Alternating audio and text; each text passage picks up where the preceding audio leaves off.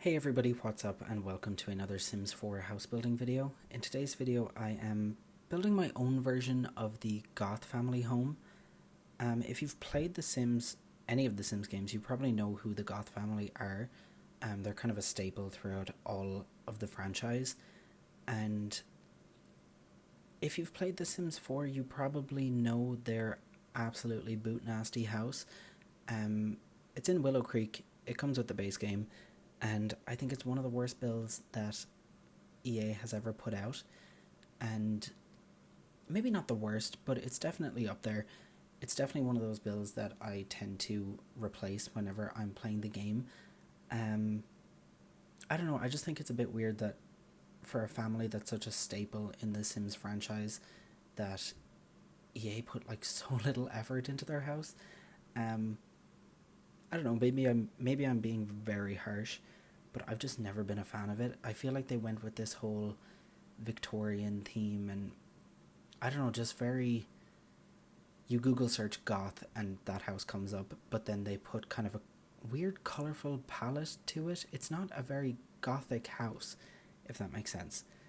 I just imagine the Goth family being very trendy, very bougie, I don't know, very appearance focused. So I think it's weird that their house doesn't really reflect that.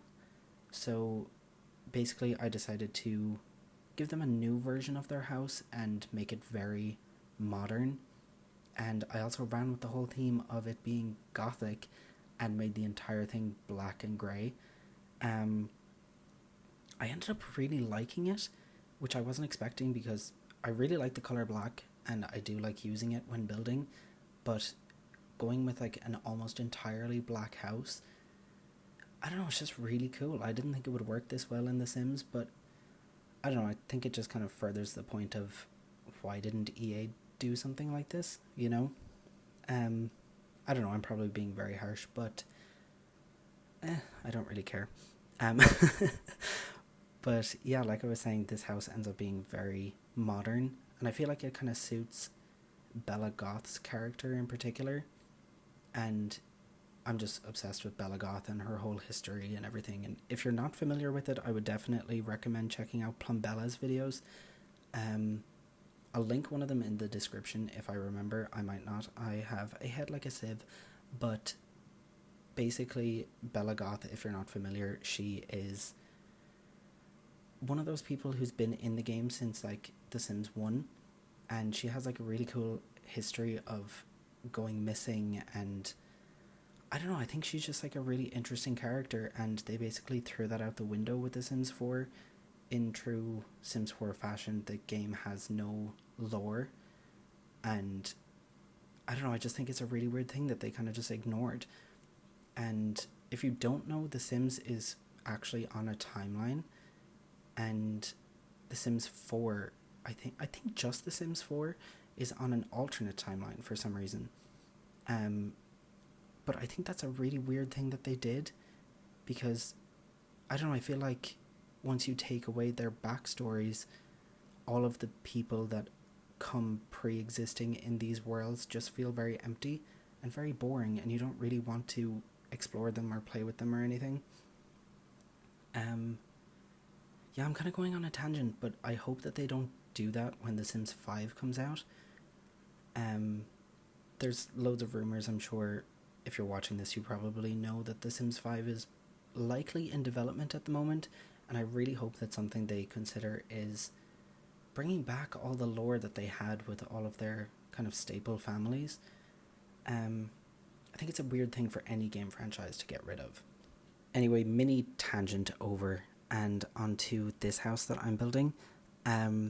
Like I said, I wanted to go with like a really modern theme, just because I always imagine Bella being very trendy and with the times, and you know, I feel like she would, if anyone had a modern house, it would be her.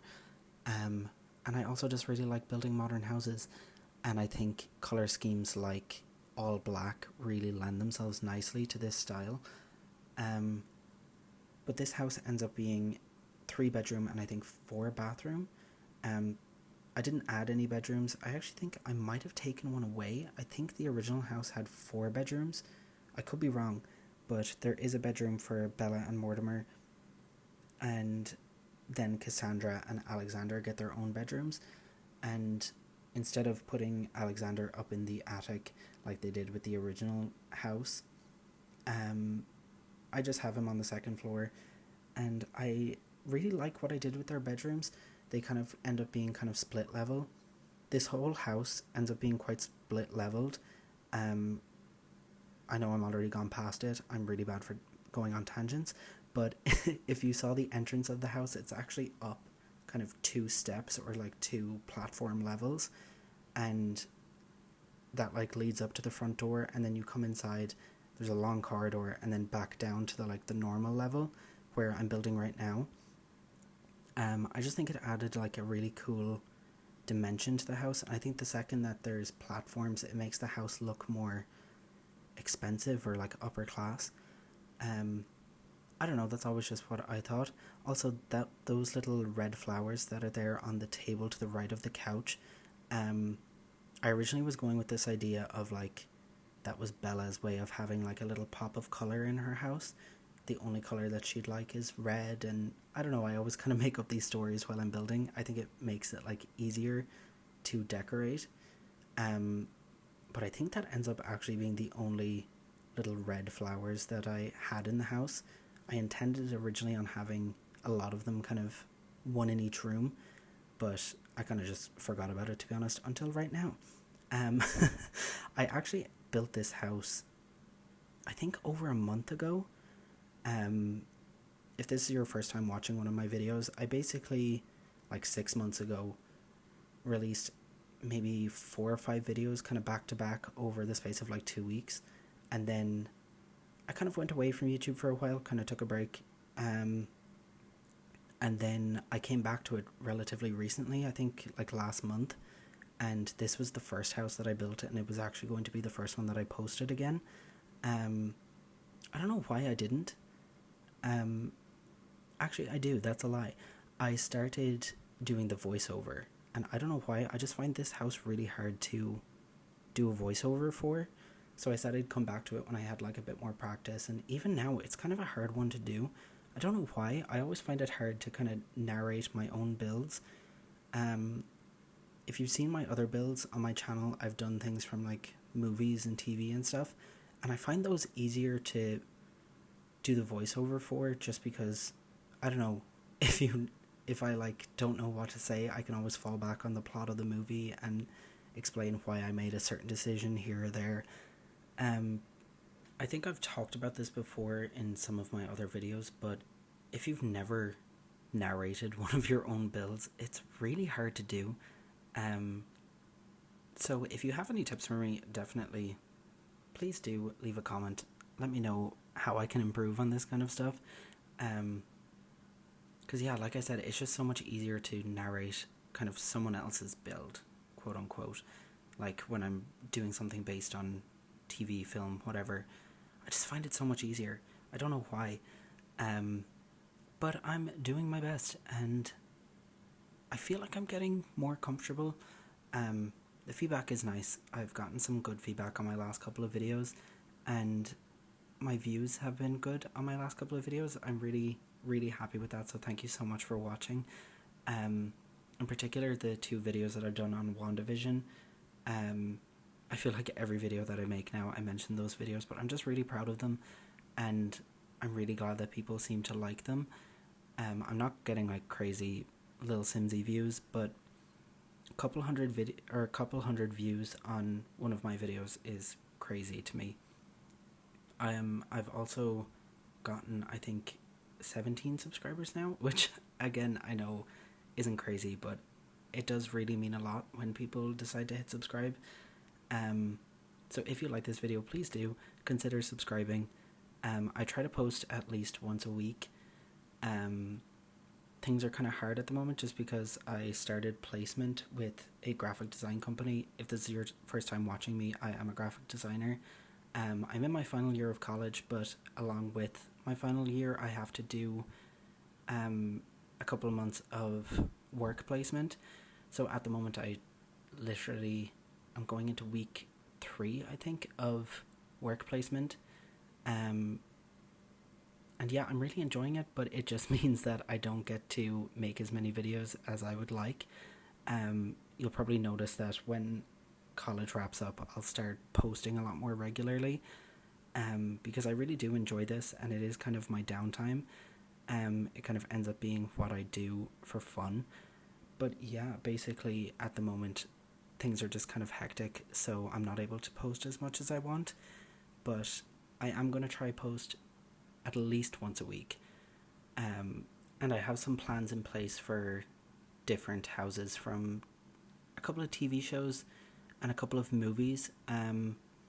Like I said in my last video, if you saw my Incredibles build, I mentioned building something from horror, because I'm absolutely obsessed with horror. And another one that I was thinking of was the Coraline house, and I found some really good references online. So I might try testing it out off camera. I have tried testing it before, but I didn't have as good reference pictures. So I'm just going to give that another go and see if I can actually build something that looks anyway good. So that might be one of my next videos. But I also feel like that could be a very big undertaking, and I don't know if I have the time for that at the moment. So you might see an apartment renovation or a starter home build next, just because they are quicker to produce, build, all that stuff, edit, everything like that. Just shorter videos are easier to put out for you guys. So that might be what I do next, but I definitely want to revisit something bigger like the Coraline house, or like the house from The Conjuring. I think I mentioned that as well in my last video. But yeah, as for this video, it's kind of wrapping up. How many more minutes is there? Only like 5. I haven't completely edited this video, so I'm guessing how much more I have. But basically I'm finishing off the bedrooms at the moment, and I'm not sure where I am in this video in relation to the audio, because I have made a few mistakes and had to pause and forgot to pause the video the last time. So basically I think I'm moving on to Mortimer and Bella's room next.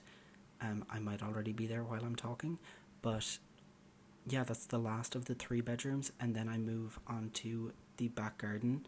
And from the garden, I move straight into screenshots and wrap up the rest of the video. So I might leave it there, let some music play out. But if you like this video, please do leave a like, subscribe, all that good stuff. If you have any ideas of what kind of houses you want to see from me next, please do leave a comment. And I hope to see you in my next video. Thank you so much for watching, and I hope you enjoy the rest of the video.